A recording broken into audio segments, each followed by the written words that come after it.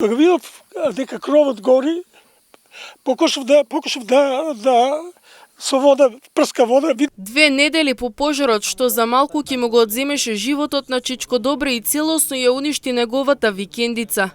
Денес на неговата викендица повторно има покрив.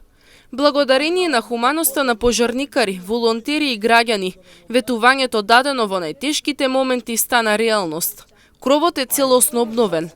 Пожарникарот Александар Георгиевски, кој учествувал и во спасувањето на собственикот, вели дека најголемата победа не е обновената викендица, туку спасениот човечки живот.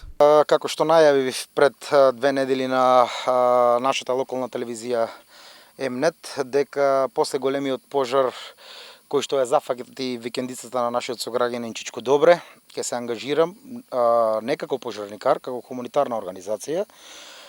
Ќе дадам се од себе кровот на човекот да се санира и комплетно да се реновира. Како што ветеното е остварено, за само 2 недели обезбеден е материјал, комплетно е реновиран кровот и комплетно е саниран.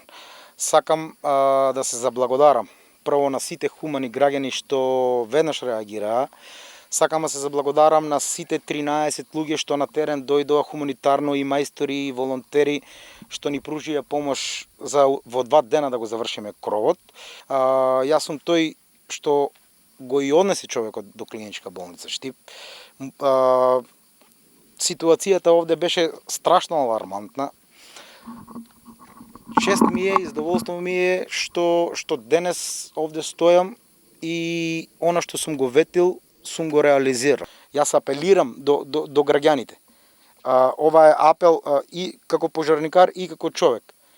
Секој пат прво да човечкиот живот на прво место, се друго на второ место. Значи оваа куќа, оваа викендица, како што видовте, може да се реновира, може да се санира, но човечки живот не може да се врати. За мене најбитно е тој ден спасен е човечки живот, реновиран е кровот на истиот тој човек, немаме човечка жртва, немаме веќе загрозени други граѓани, тоа е најбитното.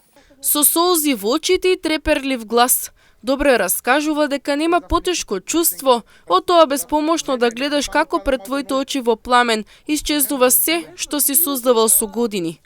Вели дека и покрај опасноста се обидел да спаси барем дел од својата викендица, но огнот бил посилен, оставајќи зад себе само пепел, болка и спомени. Јас во моментот кога се случи во, ја не бев дома. На мене ми се јави еден другар, ми се јави од дома и дома телефонски вика: оди горе кај тебе, викендицата гори.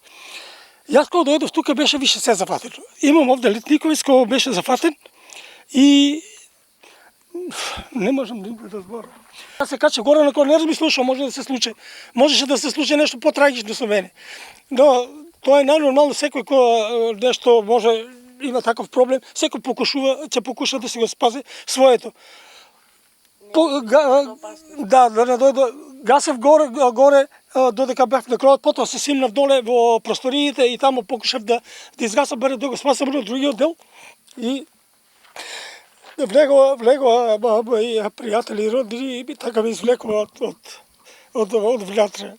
Од пепелта не се издигна само нов покрив, туку и доказ дека хуманоста се уште живее меѓу луѓето.